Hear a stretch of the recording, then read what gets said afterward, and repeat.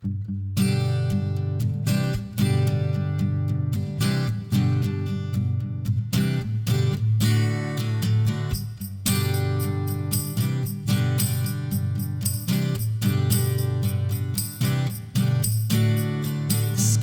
the limit, the truth is on our side. There's no time for worry, let's show the world our pride. Whether another comes up with a surprise, we all will discover where our fate will lie. On a blue wave, we rise to save the day. Only me, only you can let our hearts sail away on a blue wave. Good morning, everybody. Welcome to TruBlu Politics podcast with Karen and Anita. And we are joined today, episode 33, by our good friend, Richard Chu from Chu's Views on 820 AM Chicago's Progressive Talk Radio. Welcome, Richard. Hey, Karen. Hey, Anita. Thanks for inviting me on TruBlu Politics podcast. Thanks for being here. Thank you for coming. Yeah. Absolutely. So is there anything on your mind that just kind of happened yesterday, post Liberation Day? No, I feel like it's a day after. Remember that movie where there was like the nukes all dropped and everybody was running around like stunned and in shock. Like, yeah. Bloody and shit. There's a little bit of that for sure. Yeah. I think that, but in a good way. I mean, we definitely had some successes in various elections, and I'm really happy about that. That's true. That's true. That was good. That's something to definitely feel good about. I think that probably though the issue at hand in terms of yesterday's tariffs that issue is the issue right now. And I was driving home from the station after today's show, and I had one of my in the car outburst about the phrase, we tried to tell you, or as I've changed that to say, we did tell you, we didn't try to tell you, we told you.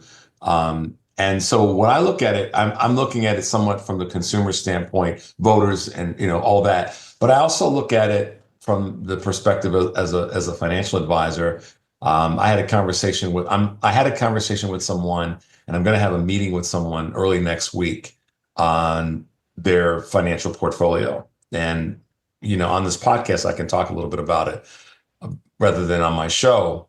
But they were asking, the question is, people who I work with oftentimes will say things like, yeah, Richard, that sounds like a great recommendation. But, I was reading this article, or I saw this on social media, or I saw this on, the internet, or I go, all these different things that basically they take my recommendation and then they sort of, like a water depth test it to see if it's right or if they can't find something better or different. And the reason that I see an application for that in this conversation about what happened yesterday is I can give you a long list of people that since the election, let's just go back to the election in November. There's a couple things that have happened. Some people have gone very, very quiet about their financial portfolio. Some people have raised their hand, but very few people are raising both hands. And a lot of that's because people wanted to be more right than what the data was showing me, that I was showing to them, that they needed to pay attention to, and that I was providing to them so they would understand that they could be at risk if they didn't make certain changes. And so I got an email from a gentleman day before yesterday about meeting next Monday. And the recommendation that I made to him is pretty much bulletproof. It's fail-proof. But he's still questioning the recommendation that I made.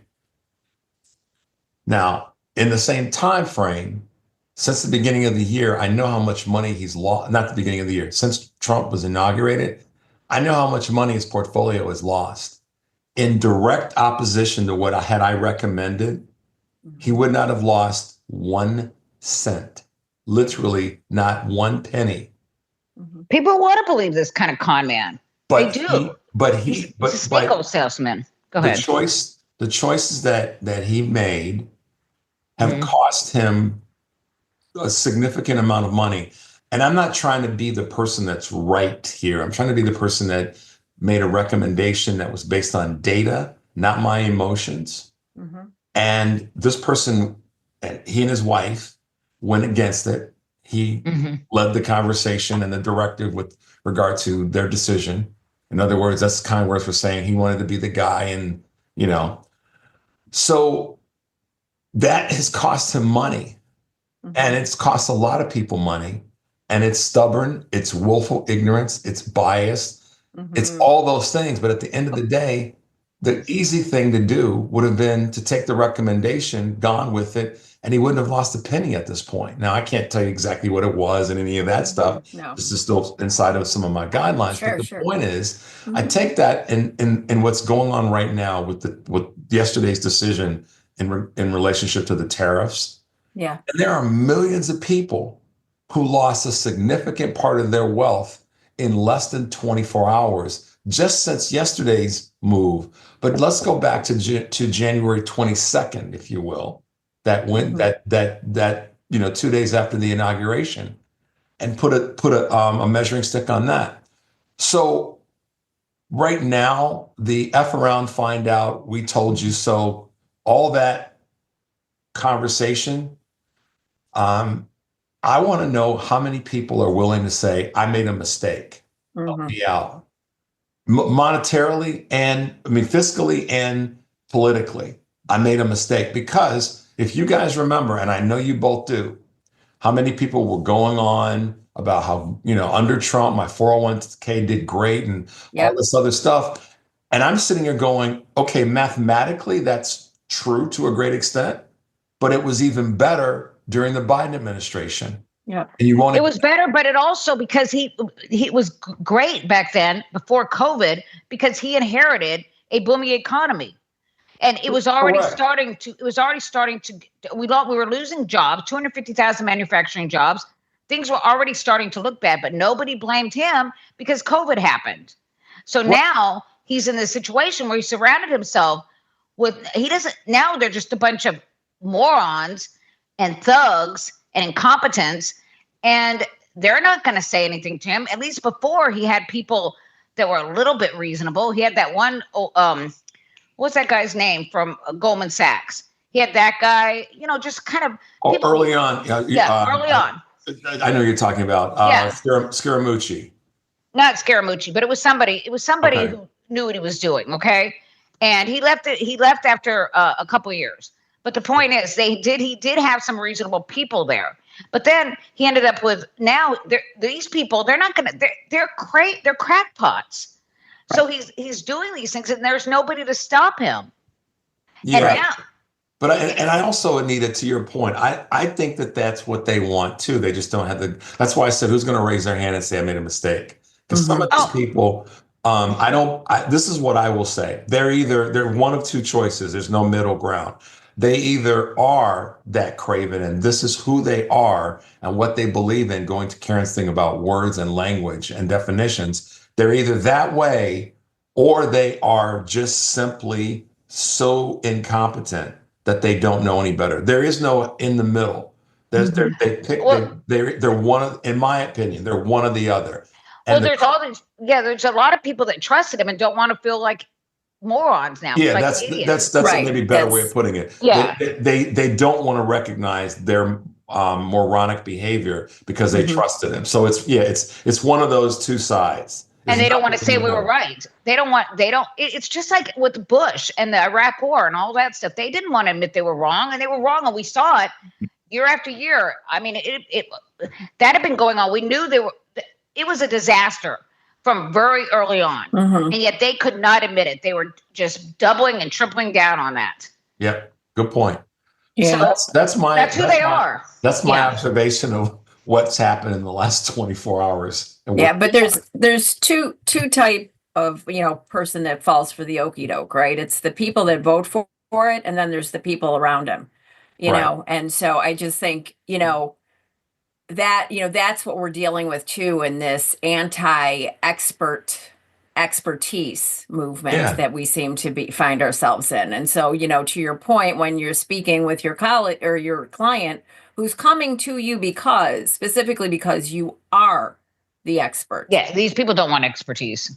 And No. Yeah. just like what is that? How do we get people to see that part of their behavior? Where it's like you are denying the experts and what Mhm. they're telling you. You don't want to believe facts. It's like, I've had conversations with, different friends, when I'll fact check something that they've posted on Facebook or they've brought up in conversation. And what do they always say? Well, how can we trust the fact checkers? How do Mhm. we know that, so it's like this denial of facts and expertise that I think that, and we've spoken about this, Richard, you and I, Anita and I have spoken about it as well. It's that point where people have to feel it. People are Mhm. going to We're have to going to get have to feel it. hurt. Yeah. They have Yeah. to feel it because feelings speak louder than the facts that are presented to them. It's got to be They have fiscal. to feel it. It's got to be pain. It's got to be Yeah. fiscal pain. It's Yeah. got to be either physical or fiscal pain. Mhm. And that's the in this case, it's going to be fiscal pain, which could unfortunately lead to some physical pain for people.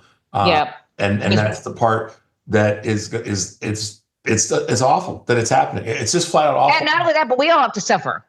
And we Right. we weren't, we didn't vote for this.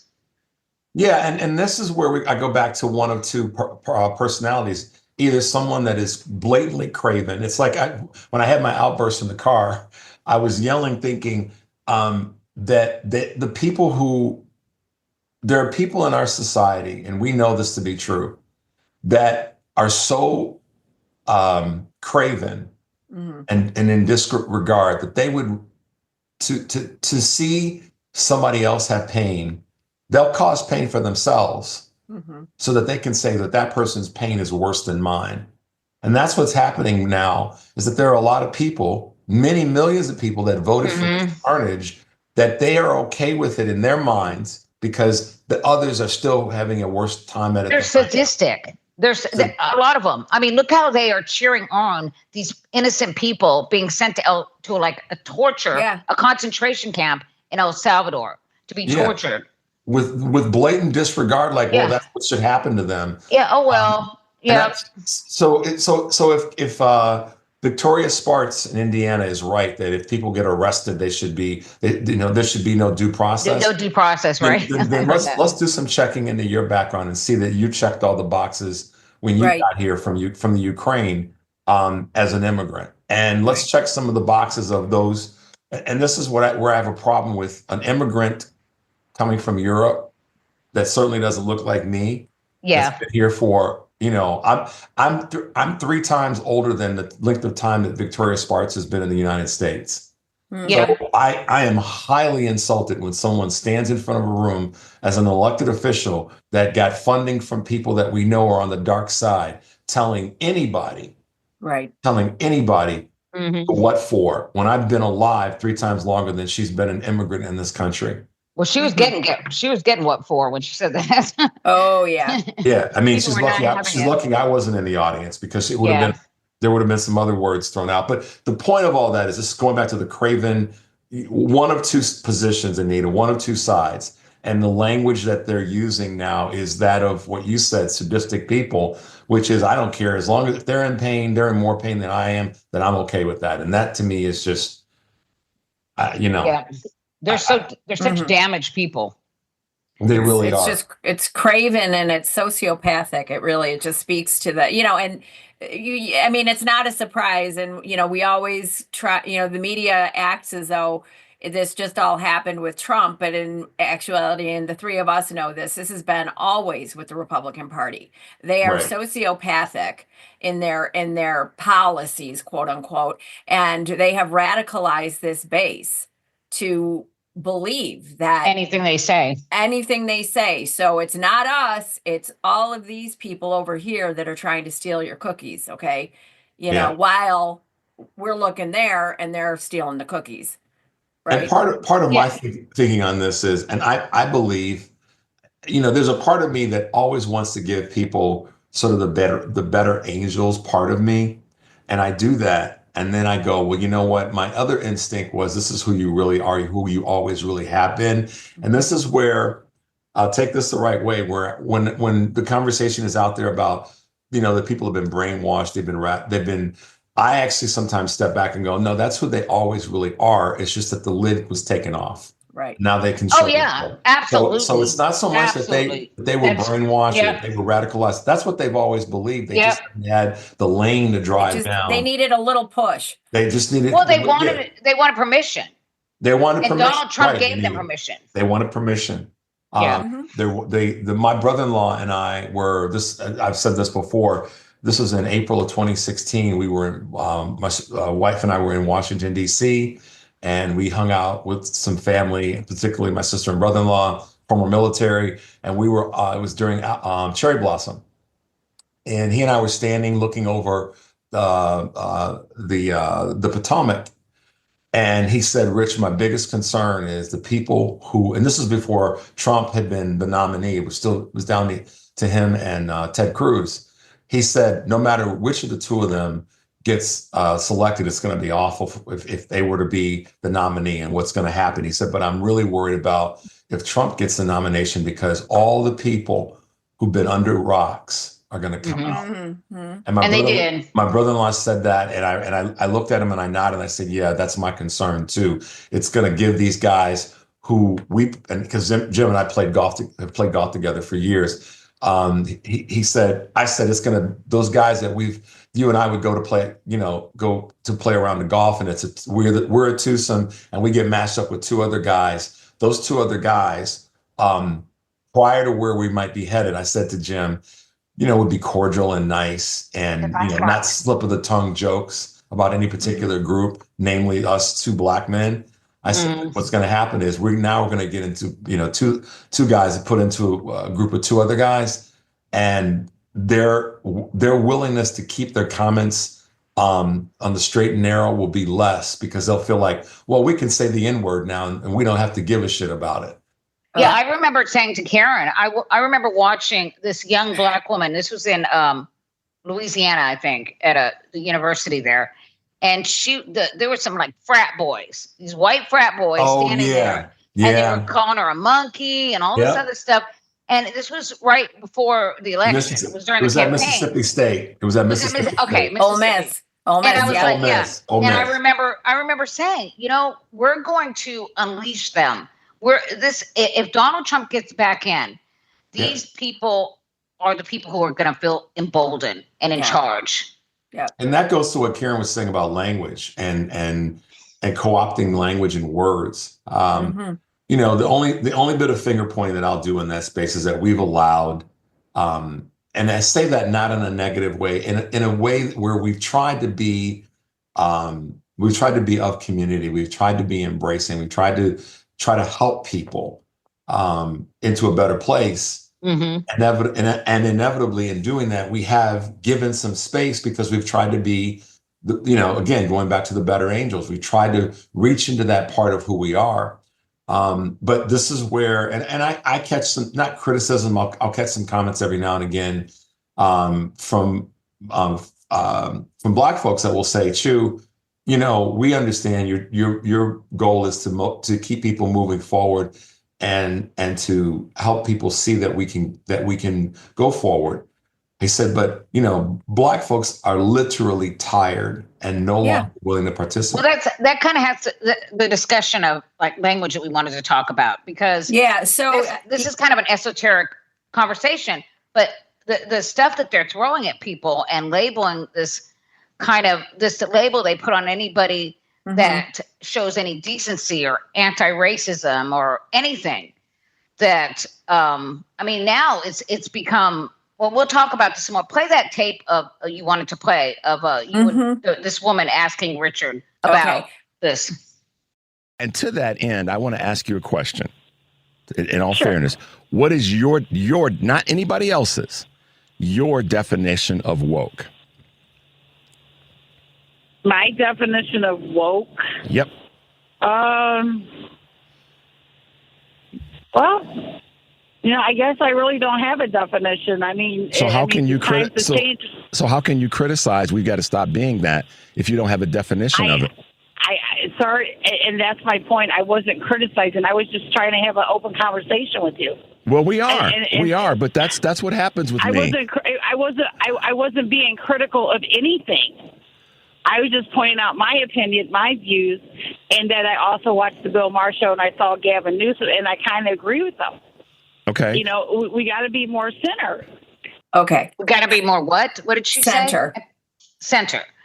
What does that mean? So we, anyway, yeah, woke. I don't know where I'm glad you asked her that. Yeah. But, the better angels in me came out in that because there's a part of me that goes, okay, this is a teachable moment, and this is also a moment where I could put my foot in somebody's behind. And so I choose to take the teachable moment, not to sound arrogant, but it was like, you did criticize and you did say certain things that were critical of people being, quote, woke, and that it was and being critical of me for saying that Gavin Newsom should not have gone on Bill Maher. I still believe that. I've said it subsequently to that earlier in the week. And the reason is very simple. There's a part of me that's I'm not tired of the conversation around woke. What I'm tired of is how it's become bastardized.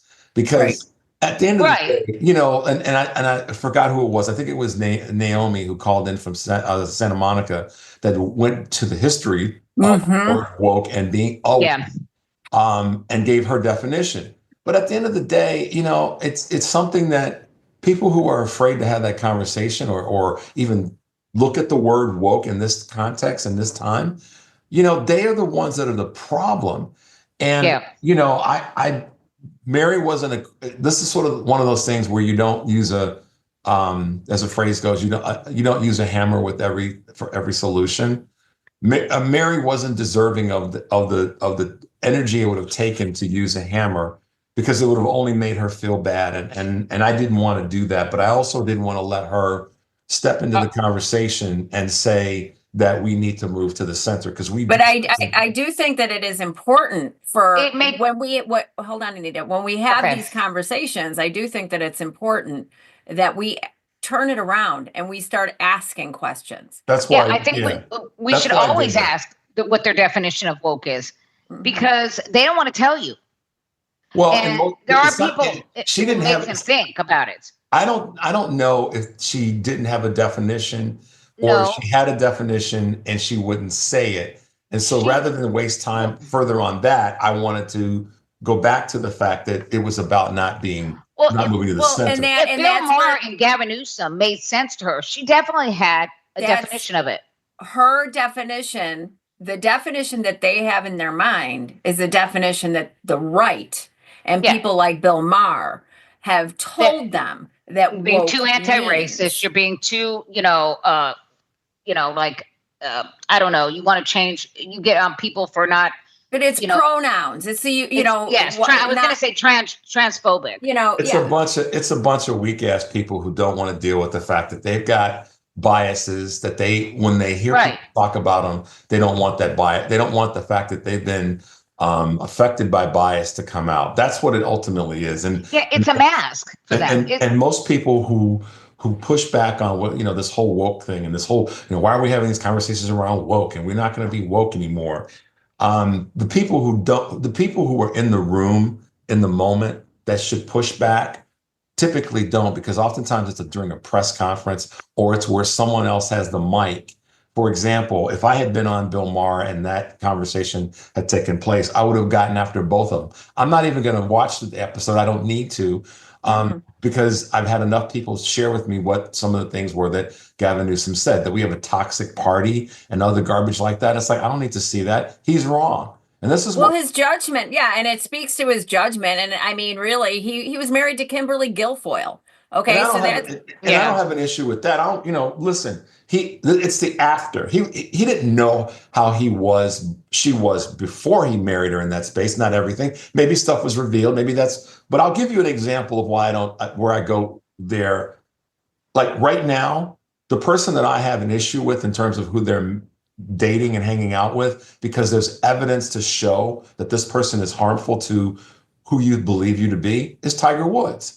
I'm a big fan of Tiger Woods on the golf course, but some of the personal decisions he's made recently, I have no time for. One of them is this ex-Trump wife, Junior, whatever. I mean, first of all, dude, why would you put yourself in that traffic jam with their 5 kids and all the BS that comes with that? But I'm more disappointed that he didn't use his platform when Trump came to him with the Medal of Freedom. He could have said, listen, my father fought for this country in a way that you never have. I don't want your Medal of Freedom. I reject it. But he didn't do that. And that's when we talk about personal decision. Dolly Parton did that. Right. And so that's how I look at this. It's what Gavin Newsom did before Kimberly revealed herself, whatever.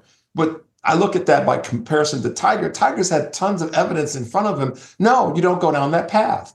Yeah, but Tiger Woods has always shown that he cares more about his bottom line than he does about. And again, I always standing up for anything that's right. How far I go in criticizing certain people because I'm not in their same cauldron. But when there's evidence to say that could have been done differently, I have to speak to it. I want to come back to something because I know Karen wants to talk about this. The moving to the center. There's no way in hell we should be doing that at all. No. All the evidence shows. I'm not sure what that means either. What does that mean? It means, here's what it means to us. Yeah. What it means to the left or Democrats who don't have the guts to stand on business, it means that they're afraid to fight for what they believe. Exactly. That's what it really means. Then we have to compromise. We have to kind of give in on some of these things about because the right's not giving a damn thing. Exactly. They never do. Well, and where is the center now? So to that point, where is the center? Yeah. When you were talking, when Gavin Newsom uses the tired excuse of, well, we need to have these conversations, we need to find some consensus, and he has his little podcast, and he has Charlie Kirk come on, who's a freaking Nazi, he's a white supremacist, a transphobe, and he's a terrible, terrible person. He's so the middle, you want to meet in the middle? Yeah, over to a window is so. And by the way, meet in the middle means going on and finding your common ground with anti-trans. No. Yeah, I know. And to have common ground with Charlie Kirk. Charlie Kirk said that he wouldn't trust if he walked in a plane and the pilot was black, he wouldn't feel how safe. Do you meet that person in the middle? How do you meet them in the middle? Yeah. Right. And so we have to stop trying to find when they say something that may seem reasonable, but forget about all the other things. That's why I was highly cautious. Cautious is probably the best word I can come up with. Okay, it was great that Liz Cheney stepped up and did what she was supposed to do. Right. But she doesn't get a flipping medal. No, exactly. Because what about the votes that she did cast that were harmful to the LGBTQ community, harmful to civil rights, harmful to abortion and voting rights. So what I wish had happened is, and this would have been me, I would have said, okay, so Liz, how did you get to the point where you voted this way, but now you're here? I want to know the country needs to know how you got there. Let me tell you why that's a more powerful way to deal with that person. Because then you get them to speak to why they were where they were and what their trigger was. Yeah.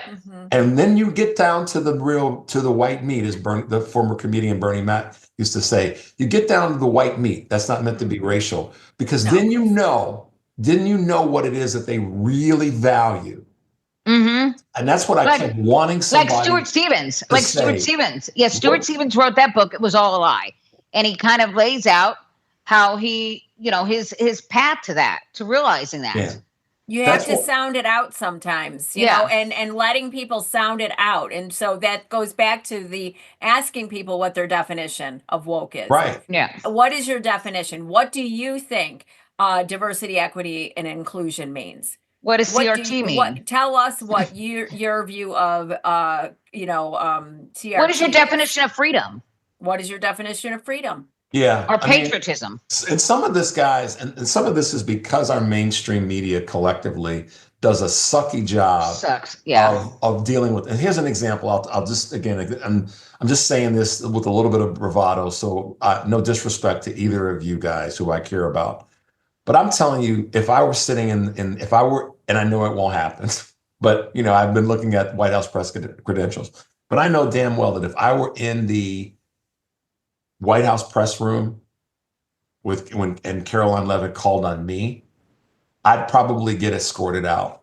In fact, there's no probably. I would get escorted out because I would be relentless on her incapacity, her ignorance, her stupidity. I would keep calling her out on it, and I would ask her questions like, you always refer to the American people. Well, the American people want to know, or at least half of them want to know, what qualifies you to be in this job. Let's not talk about policy. Tell us what qualifies you to be in this job, other than being picked by by Donald Trump and your husband. We want to know your qualifications. See, that's where the journalists are afraid to go. They are afraid. And did you guys see the is his name Bill Burr, the comedian? Yeah. Oh my God. I love him. He was at a thing this week, Karen, and he was on the whatever the red carpet thing when they walk, take the pictures, and they the media ask questions. And a person asked him a question about something political, blah blah blah, and he basically said, "Listen, this event's not about me." He was talking about something that he had commented on earlier in the week. First of all, this event's not about me. It's about whoever they were there to celebrate. He said, "So I'm not going to answer your questions." He said, "And let me just tell you guys this, and I'm giving you guys the edited version." He said, "You guys need to do a better job." He said, "You all need to grow a set. You used to have a set. You've lost them or you've given them away. Look, stop asking me. I'm just the guy that runs around like a buffoon and tells jokes. Don't ask me. Ask better questions of the people that really matter." And I was like, that's exactly it. That's it. They need to ask better questions. And if they don't get them answered, they go back and ask them again. And the next time that they get called on, they should say, "Why did you move away from me when I was asking you a question about this?" They want access. The problem is that people are afraid to ask those questions because they won't have access anymore. They'll be thrown out, especially during this administration where they get to handpick who gets to be in the White House press corps. Yeah. That is the biggest problem right now. That is a huge problem. Yeah. And it's the same on the Sunday shows. It's the same on every network. Yeah. Yeah. When you have Kristen Welker, her team meeting with the Trump team, where was it? Was it in was it Colorado or was it in Milwaukee? Was it the stake thing in Milwaukee? Yeah. The RNC. And, she and her team, sat down and got together with the Trump team Yeah. And Marco Rubio, this was during the primary, and they were making jokes about Marco Rubio. Not Marco Rubio, Ron DeSantis. No, I don't like Ron DeSantis. But you know what? That was a primary where Donald Trump was running against Ron DeSantis, and the media was sitting there at the table with Donald Trump making jokes about Ron DeSantis. That just seems just, unprofessional. Right. Yeah, that's a big part of this. And coming back to what Karen said earlier about language and wording and definitions, a big part of the problem, and they're not going to call themselves out on it. And I'll cite you an instance. Leading up to the election, Michael Steele was on Katie Tur's show. No, yes. He was on Katie Tur's show. And he said, and this was probably I think it was after the convention, but basically what he said was, because people were asking the question around why people are turning away from mainstream media. And he basically said in no uncertain terms, part of the problem is us. We've created our own problem. He said it, and he kind of did the Michael Steele thing where he leaned back in his chair across his legs and he went, "It's right here in this room."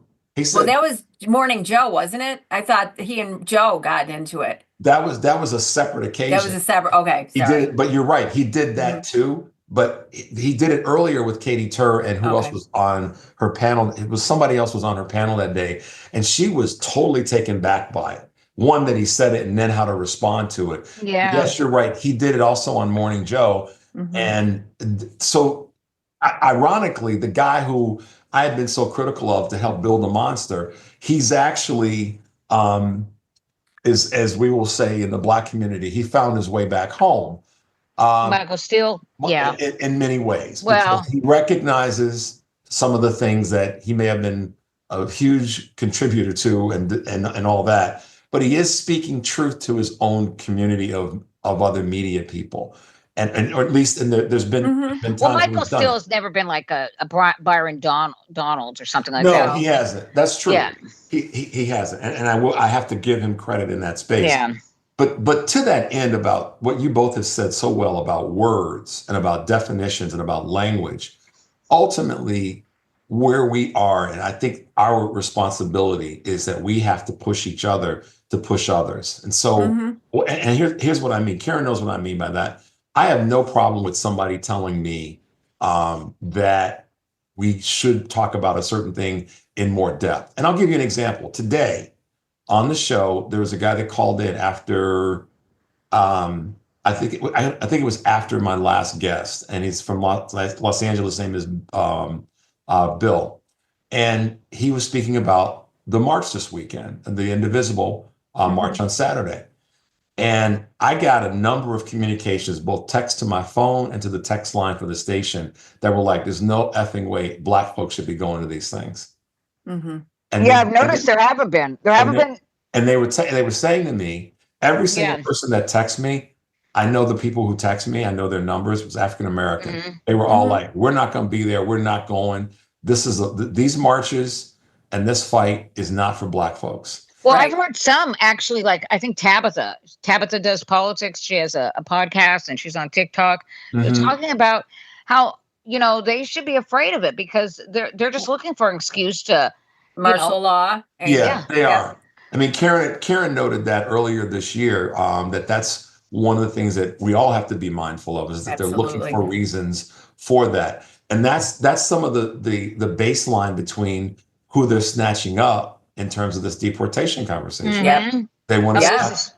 And so that's the part that's the part that's not really being talked about. But at the same time, I go back to the point I was making. We have to be willing to be pushed by those of us on our side to do more and to have the tough conversations and to say the tough words and to not be defined. The Democratic Party and those of us that are not elected officials, but are trying to push for a better, we cannot be defined. And the easiest way to be defined is to not step in the void when there is something that is being discussed. So credit to you guys for not letting people define where you are on these issues, because that's a key part of this.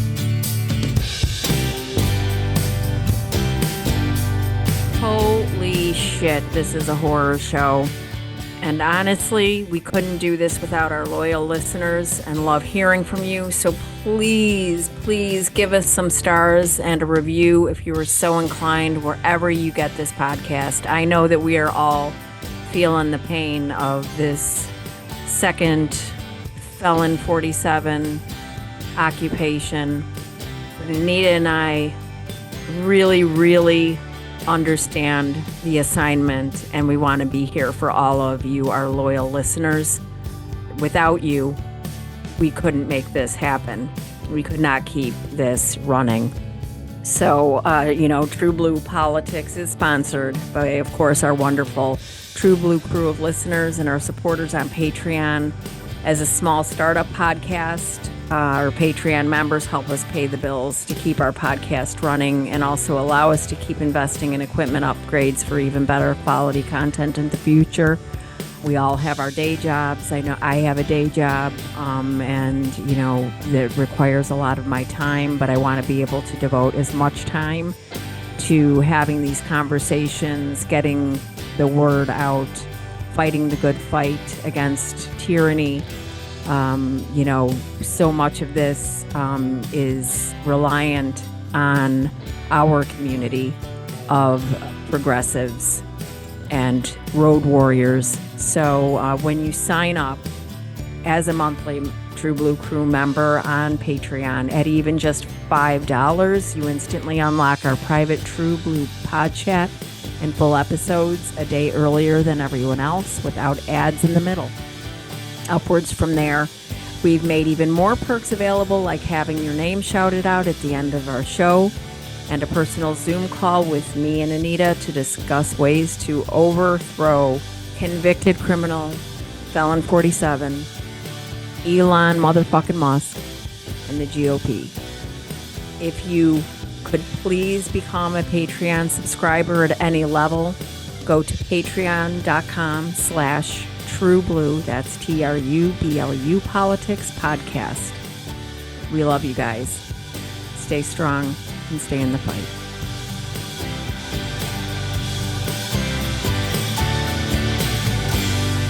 Yeah, well, I am, so my daughter, I call her my daughter-in-law because in my heart, she's my daughter-in-law. And she is half black and half white. She is going to come with me. And I went on a walk earlier. And I was thinking about that, about the fact that, she's not protected with her skin color. And so I actually, in my mind, am thinking about if something like that were to happen, if somebody was to come for her, what I am going to do. Yeah. And that is something that we all need to be thinking about, Yeah. and I think at some point, okay, first, let me just say, as far as Black folks go, you guys have every right to sit this, the physical protests out. I know that there are other ways, or, like Roland Martin has been doing work on this. But Tabitha was like 92% of us. It's like economic, the boycotts, the consumer boycotts, things like that. There are safe ways in which to still resist, use voices in safe places, and use voices to get information out and educate. Because, you and Richard, you and I have been talking about it, Anita and I talk about it. The problem in this country is white supremacy. And white supremacy is a white people's problem. It is ours to fix. And if we had any question, the percentages of white folks that voted for this nonsense. Yeah, we're never going to fix the whole anything. Story. Yeah, that's the problem I had with like the whole Bernie Sanders thing, was because the truth is, until we deal with racism in this country, we're never going to fix the economy. We're never going to have an economy that's more fair. And now we're in a moment where we have to do it all at the same time. Like, I think the time has passed when we could have taken it piece by piece, right? And now, now it's like it's going to have to be multiple things all at once happening. We did it, I guess, like under FDR, it was basically fixing it for white people, right? Yeah, just look at the results of after the war and who didn't get all the white people to the education bills and all that. We didn't, folks. My one generation away didn't have access to that. And this is something I want to share with you guys in this conversation about what our issues are, without sounding in one way whatsoever. I'm not going to speak for Black women, but I'll speak for being a child of Black women. That's how I can put it. Right. The biggest issue in this country is not sexism, it's racism. That doesn't take the sting away from how big sexism is. They're 1 and 2. And I've gone back and forth in this in my own mind and said sometimes they change positions. It's like a race car. They change pole positions between sexism and racism, and depending on what the issue is, one can slide ahead of the other. However, time and time again, if you look, and this is where I say this is the litmus test. If we look at and this is what Stacey Davis Gates was saying this morning on my show. If you look at the executive orders as it relates to parts of the government, federal government, that they're slashing first and hardest, it is those parts of the government that have historically been platforms, stepping stones, a wedge in the door for people that were not white. Okay. They haven't necessarily excluded women, No, but look what's happening now. Look what's happening now. All those people that voted for Trump, who thought But that's the he was point. only There gonna, you go, Anita. he was only going to hurt those people. Yep. That's why you're seeing all these angry white people at these town halls. And that's why, Anita, this is where, you nailed it, Anita. You nailed it. You hit that one right on the screws, because the folks who went around saying, you know, it's not going to affect me, it's going to affect them because they're the bad people, they're the others. And for this to be fixed on all fronts, like Karen just said, it's going to require that group of people who said it wasn't going to impact them to be the ones to step to the mic, literally and figuratively, to get the work done. Because percentage-wise, from a pure voting standpoint, and I said this for the longest time, as long as I've known Karen, I've said this, if we just peeled off 5 to 7% of the white female voters in America that voted for Trump in these 3 elections, we'd be out. We would have won. We would have won. Right. So, and that even outweighs the white male voter, or at least would supplant that to a great extent. But imagine just 5%. Right. Just 5%. Well, and I've said this before, I just wonder, you know, like with the ballot initiatives down south. And I mean, I still think that these women suck because they were voting for this asshole. You know, I mean, we know who this guy is, okay? But, you know, then, you know, to have these ballot initiatives that gave them cover on abortion, then to be able to vote for their racism and their, you know. And it shows how hypocritical they are, Karen, because it says that, you know, that a woman's right to medical services, whether it be abortion or anything, a woman's right to choose and to have reproductive freedom. You know that's right. Right. But you don't want the Negroes and the others to have access to anything. Yeah, you're still going to be able to be racist. But you still want to be able to have the ability for your folks to have access to those forms of care. That to me was when people were running around asking, well, how did that happen? How did they vote for this and not vote for? And I was like, how could you ask such a stupid question? It really, seriously, it was such a mistake for that the ballot initiatives on abortion to separate those, to let women make that choice, or to get out of voting against Trump because for their reproductive rights. Right. So, but they can vote to hurt everybody else. But it's so obvious. And then these are the same women that go to the church bazaars and they sit in the pews every Sunday. Right. And that to me is the most offensive thing. So I'm going to go directly for the white women down south, not you, Anita. Thank you. But you know, Karen, let me add some flavor to your wonderful meal in that space. We as progressives have to be mindful of this next statement. I think we've got to call out the so-called progressives or so-called liberals or so-called Democrats in the entire country, not just down south, because there's a bunch of folks. Let's be honest. Look, let me tell you about the South. Three swing states are north of the Mason-Dixon line: Pennsylvania, Michigan, and Wisconsin. And how did they vote, Karen? They all voted for Trump. They voted for Trump. There ain't no Southern white folks there unless they migrated north. That's true. That's it's why damn Midwesterners. That's what we have to be careful. Because Texas was already done. I mean, so Arizona, we know that there were 3 others that were Southern-esque, but at the end of the day, the three states, right, that are either contiguous or one state contiguous to the state of Illinois, voted for this garbage. And if for the purposes of conversation, we take out election suppression and election fraud and just have a raw statement about why they were even in play in the first place. So that's the thing I always say, why would Pennsylvania be in play? Pennsylvania should be down with all this because, and same thing with Wisconsin and same thing with Michigan. However, because we have a lot of quote unquote ass backwards rural, not people of color. And I do that to have fun. White working class. White working class that are in the northern states. That's true.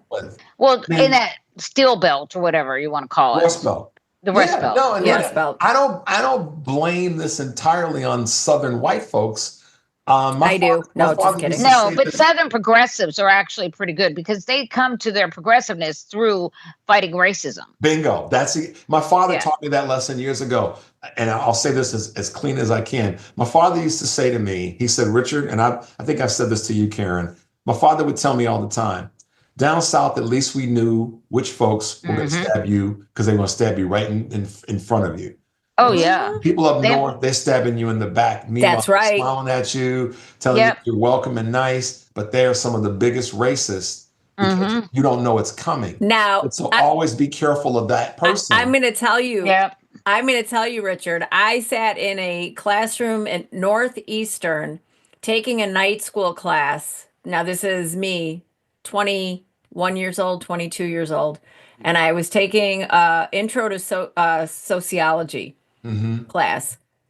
And my instructor, and we were talking about race. And that's exactly what I said. I said, down south, you know who the racists are. You know, up here, I hear it. We all hear it. Every single white person up up north hears it. Mm-hmm. And you're the same right. thing It's would true behind with- the back. The same thing would be true with sexism.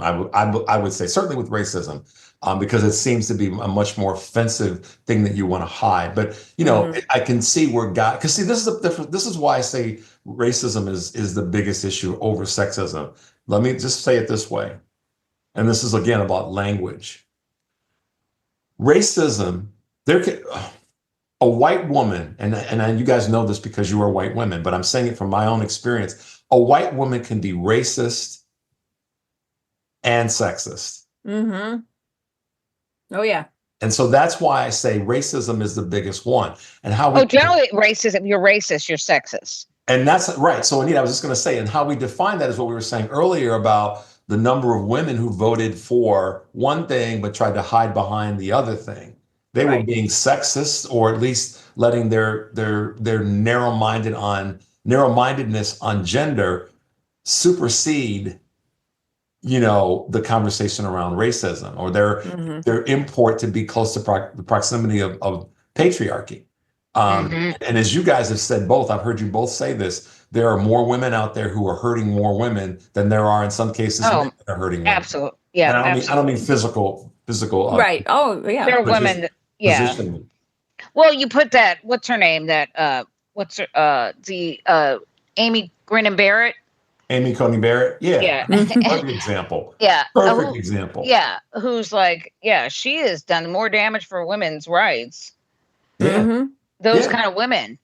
Yeah. Absolutely. I And mean, they it's put not they put a woman's face on it. That's why they put her there. yeah, She could without a vote doubt. against women's rights, reproductive rights, and say, oh, well, look, that was a woman. So Right. did that. And Liz Cheney, a woman, Yeah, was Liz Cheney. cheering that. Yeah. And Liz Cheney, a woman, was cheering that. And lying about it So- and saying that we were murdering babies and having abortions up to 9 months. Right. Well, and that's For no why reason, I say that on in demand. Yeah. terms of wording and language, going back to what Karen said earlier, we have to do an even bigger and better job of calling people on their BS. See, right now, I mean, and you guys know this. Right now, I think our biggest responsibility is to be loud pretty much all the time. And like you said, Karen, we're fighting on all fronts now because we allowed some of these things to slip away. I think the responsibility, but I also see it as the opportunity, going back to what you said in part at the beginning of the podcast, Anita, is we got to fight on all fronts, but that's where the opportunity is.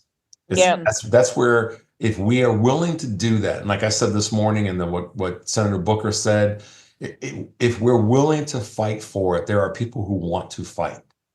And that's why I'm going to continue to mention his name on this for a long time, because he did what so many people are saying that they were asking for, and that's for a single Democratic voice to step to the mic and take the lead in where we're headed. He did it. Now it'll be. I know he did it, but the only problem I had with, because I thought that was just, him getting up there, getting people to pay attention and to hear his message, and to beat Strom Thurmond's filibuster record. That was just icing on the cake. But what bothered me was when he was when he would say things like, it's not a Republican or a Democratic issue, it's a right or wrong issue. No, the Republican Party is the problem. Yeah, I mean, in that space, I'm willing to give him a little bit of favor because he's doing what we weren't doing, and that Well, it is. but I he know does that all the time. That is something Cory Booker tends to do. without a doubt, he has, and that's where a lot of people have said he's not the voice. He's not the Yeah. one. It needs No. to be someone that doesn't do that piece. And I don't disagree with you, Anita. There are times when I wish that that the person that's saying that would then tie to that.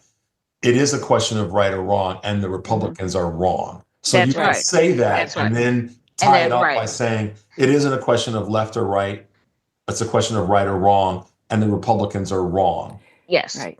That And way, if and if and he, go ahead, Karen. I'm sorry. oh no, I'm sorry. No, yeah, I mean, and so is it a situation where he and Chuck Schumer and all these, Democrats that are saying that they know they have these conversations with these Republicans, and so they're still kind of soft pedaling it and not coming out and just saying it exactly how it is because they still think that there's some sort of a kind of way that they can appeal to their colleagues.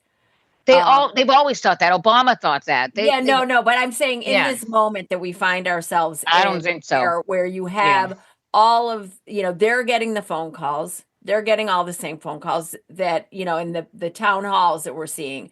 And are they saying like, okay, we're just going to bide our time a little bit longer, let this get to a boiling point with the public opinion. Now we've got the tariffs. And now, like, do you think that they're feeling like, okay, like, cause I keep waiting for the line. I'm like, I do too, but these Republicans, I think they actually believe this shit. I think they actually do not believe in democracy. A lot of them. Yeah, A lot. and that's where I'm with you both. I'm waiting for. Listen, this is the. I think that a lot of people want to see what Cory Booker did, and in the sense that they want someone to speak to all of it, and not leave anything out. At the same time, though, I think, Anita, there's a lot of people that want a Democratic leader and to say without any apologetic language or a language that's connective language, the Republican Party is wrong and off the rails, and use heavier, harder language. yes. Like AOC. And Like to AOC does. And to some extent, Cory Booker did that. Yeah. But you also have to remember, to some extent, she's a member of the House and he's a member of the Senate. And Yeah. so just unfortunate. Bernie because of- Sanders. Yeah, I mean, but Bernie's an independent, so he's also carries. I know. So I'm only looking at it from the optimistic standpoint. I would love for a I would like to pick a person that's not in. Reverend Warnock. Warnock is a great speaker. Yeah. And he was right there, but he was in there. He was asking questions. Yeah, I know he was. Chris Yeah. Murphy's another one. Yeah. There are some great leaders in the Democratic Party in the Senate. Yeah. And no doubt. Cory Booker, I love Cory Booker, but Cory Booker is a little bit too, he's always trying to compromise or trying to, he's always trying to find the good in these Republicans. And I just don't see it. I mean, he worked with Tim Scott on that thing, and where did it get him? The crime bill. Yeah, the crime bill. No, that's where I hear what you're saying, and I'm not disagreeing with you. What I'm saying in the bigger context, not to be right, but just to make sure that I'm clear how I'm saying this, I would rather that he had done what he did than not. Yes, absolutely. And then I could say it would have been nice, if I'm being uber critical of what he said, that there's no left or right, there's right or wrong. Mm-hmm. That he would have said, and the Republican Party right now and for a long period of time has been wrong. Yeah, I've been wrong. It reminded me of there's not red states, there's not blue states, there's just the United States. I mean, that's great, and everybody it's remembers great sentiment. But and everybody remembers it. But that time has passed. We're those years, that's gone. That's he's kind of a relic. Well, I keep thinking that they like. To that they end, though, lay, Anita, they lay that they lay that out, and I think that's the thing that the Democrats have always done, right? We keep saying like, And so there's no right or wrong. It's just, or there's no left or right. It's just right and wrong. And then I feel like it's that scene in The Sound of Music with the Von Trapp family, and the spotlight goes over there, and you're expecting a Republican to step into that spotlight and actually, yes, and have a conscience and like, actually say, do the right thing. "You're right, Cory Booker. Yeah. We're Yeah. with you all the way." And it just, that's It's not going to happen. frustration. But if I can say this really quick, Richard, and then I will yield the floor. But if I can say this, I think it was important. I definitely was kind of like, oh gosh, because I appreciate our Democrats going into the red district, going and holding all these town halls. I think we have to do that, and that's those particular individuals. That's their strength, and I also think that it was important for Cory Booker to do what he did, because he got people that were not maybe paying attention to all of it to hear it. And it was so important that it was on the Senate hall, floor, that he did that. That I thought that was very important. It got attention. People were paying attention to it. I think you're right, and again, I'm always like, one more little button would have taken it, right over the edge. And I agree with you in that space, Anita. I think that, and going back to Obama, just to have a little fun with that, if it were not for that speech, though, we wouldn't have had Obama. That's true. No, everybody loved it. I mean, that's considered one of the greatest speeches of all time. It wasn't just loving the speech; it was the content behind that. Those are the lines that he talked that are the ones that they snatch out. It's like Dr. King's "I Have a Dream" speech, but it's the substance that was also behind that allowed him to take that to the next level, which he successfully did. Now, setting that aside, I would agree that the working across the aisle mentality right now isn't what we need. It has to be, let me back up. I think that there can be both. And this is what I think Karen was trying to say. There needs to be all of the above, working across the aisle, and not in terms of reaching out and saying, we're going to come work with you. It should be, unless you work with us, we're going to cause havoc. Yes. That's what working across the aisle needs to be now. That's what I want. I want them scared. I want them more scared of us. Right. Yeah, we're putting you on notice, Republican Party. You may have the numbers in the elected body, but we've got the numbers in the general public, and we're going to prove it to you. I'm just of the mindset, like you, Anita, in that space, we need to have the voices need to be a lot harder and a lot less compromising, and a lot more willing to what Karen said is, you no longer get to take our space. Right. And you're going to get hurt if you try. And they need to know that, so that they're afraid of us. Right. Let me ask you something. Are people like just black folk, I mean, like a black senator like Cory Booker or like Barack Obama, are they more afraid to be just that kind of aggressive? Like a Jasmine Crockett. Okay, now look how they're going after her.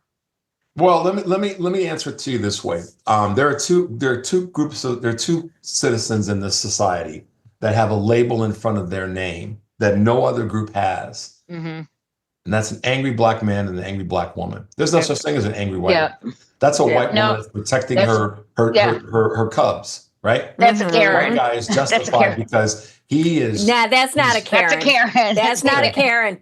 No, somebody protected. No, I'm kidding. I'm kidding. You're right. But you see what I'm saying? That's a mama bear. That's a mama bear. Mama bear. When a white woman gets upset, she's taking care of her family, and when a white guy gets upset, he's being what's the word? He's being assertive, forceful and leading. And when a black man gets upset, it scares the shit out of white folks. When a white woman gets upset, she's a black bitch.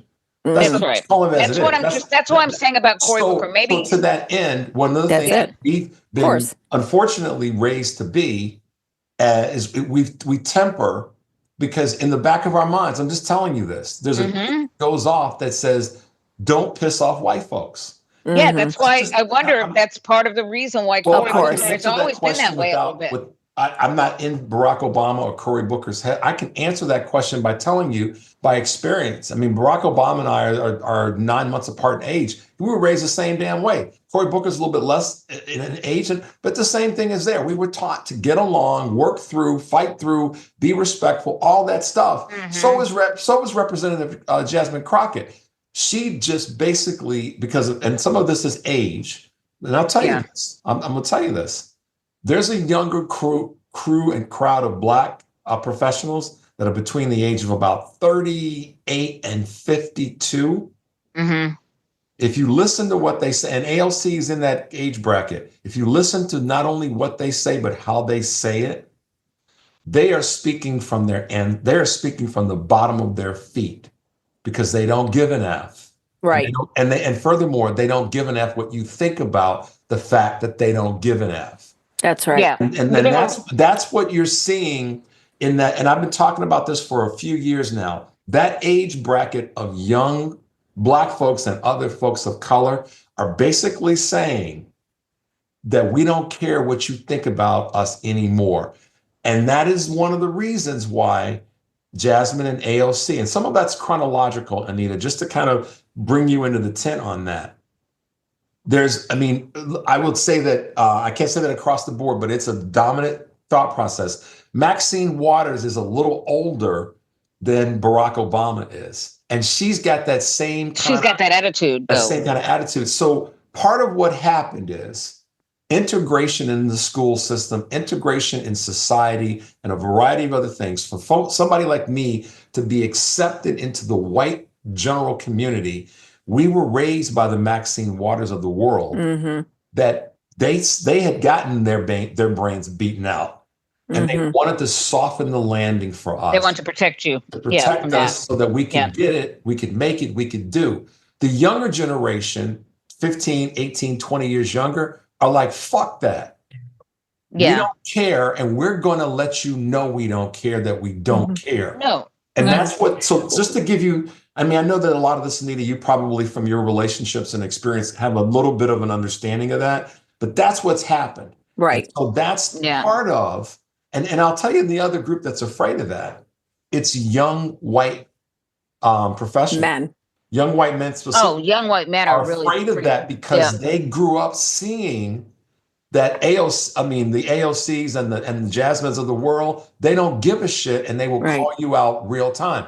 That's why women in general will call them out. A lot of just women in general. Women aren't putting up with their shit as much. Even white women, white women. Let's be honest. It's taken away from all age groups to get on board with that in recent times. Because why? To Karen's point, they're coming for your stuff. Right. Well, and this is what I have noticed too. I mean, obviously, so you have somebody like Barack Obama, okay, and he played by the rules, and he had to work extra hard, exponentially harder than any white counterpart, right? Because, and because so did Kamala Harris, so did every Black. Yeah. Hold on, though. Let me finish my point. Okay. Let me finish my point. So they came for, so we've been seeing. And they keep saying Trump is backlash to Barack Obama. And so now this generation of Black folks, it's like, look, we tried it your way, okay? We're not having it anymore, okay? We're going to call it out for what it is. And by the way, now what are we seeing? They're going after HBCUs. HBCUs were set up specifically because white racists did not want Black people in their spaces, in their places of learning. So they set up the HBCUs. That's why they're going after DEI. HBCUs, so they set up the HBCUs, and now they're saying you can't have that either? No. What the hell are you supposed to do? So I would absolutely be a Jasmine Crockett. Yeah, that's why the fight is coming that way. So Anita, I hear you in terms of that the presentation style and whatnot. And the navigational skills of a Cory Booker or a Barack Obama, for that matter, and I get that. I totally get that because I'm a part of that, I'm a part of that right now. Yes. And so to that end, I've got to deal with something for tomorrow's show that just popped up on my alerts. One of the things that I think is the opportunity, though, is to embrace all of this. Because all of the fighters in this process have a place at the table. We can't just say it can only be the messaging this way of Jasmine Crockett. We can't just say it's the messaging of Cory Booker. We can't just say it's the messaging of Maxine Waters. And I'm talking about Black folks. It's all of that. And the same thing applies in the white community. Yes. All white folks right now that care about this have got to say it's all of us that have to lean in and fight right now. Yep. Because if we collectively don't, that's the problem. That's how they're dividing us. Do you realize that? That's how they're dividing us. And this is why I was disappointed and unapologetic about what Governor Newsom did. Oh my God. Yes. That's a distraction away from how much more powerful would it have been if he had said, you know who I'm going to have on? I'm going to have Roland Martin on. Right. I'm going to have somebody like that on the show rather than having who we had on. And how many more people would have gone, damn, that's a person you want to have on. And so instead he has that stupid podcast where he brings right wingers on. That was such a mistake for him politically anyway. I think it has been too. And we're finishing, for me at least, because I've got to jump where we started. I think that's why, for me, I had to ask the question on Monday and on Tuesday about this whole thing about moving to the center. And we cannot do that. I totally agree with that. I don't even know what that, when they say the center, what does that mean? Compromising with these racists. I mean, what does that mean? No, I'm not going to do that. It's a wrap on that. I mean, I have cut so many people out, and we just had something personal happen in our family. And I'm telling you right now, I am unapologetic and I am unyielding to that kind of garbage. Me too. I see who you are. Exactly. You have to. I'm done. Yep. No, there's too much at stake, and there's too many people that I love and care about in my family, outside of my family, to allow this shit to go down. It's counterproductive anyway. Right. But it's counterproductive because honestly, I have other ways to use my. We're not going to create a fairer economy. No. If we cannot do something about racism in this country. I have and so that's why it's counterproductive. Yeah, and I have such little patience, and I have just not much more energy. And I am not going to spend any of my patience, my time, my energy on trying to bring people along that are so far gone. I will talk to people that I feel that I can, have a conversation or whatever. But if your starting point is all the way over there, and this whole transphobic stuff. No, I agree. We have to draw that line, and we have to protect our territory. We have to. Yep. So, well, listen, Richard, I know you have to jump, and thank you for being with us today. Oh God, yeah, it's my pleasure, Anita. It definitely is. And, it was I enjoyed the conversation. Go ahead. I'm sorry. I mean, I wish we had 3 hours. Honestly, I know. Well, that just means, Karen. That just means that you do it with a little bit more frequency. I'm not trying to tell you what to do, so don't get me wrong. Well, come on. Yes, we'll be happy to have you again. Let me back up from that. I'm sorry. A thought would be to do it more frequently. Do it more frequently. I try not to. Karen knows this about me. I try real hard not to tell people what to do. But my suggestion would be. It's a suggestion. It's a suggestion. Is that something that you're trying to work on? Telling people what to do or something? Well, it's not something I'm working on. It's a couple of things that I'm always mindful of. Like, that's good. At people one, and don't tell people what to do. Well, that's the language. It's how you phrase it. It's how you, It's all about language. It's all about language. So we just have to do it. Do it again sometime soon. How about that? Okay, absolutely. Thanks for being on with us. Thanks for having me, and thanks for being on. Thank you. And yes, all that you it was guys great. TruBlu Politics Podcast, y'all. Right. Give us a shout out on your. Oh, he always does every Friday. That's great. All right, guys. Okay. All right. Take care. Take care. Bye bye. Great day. You too.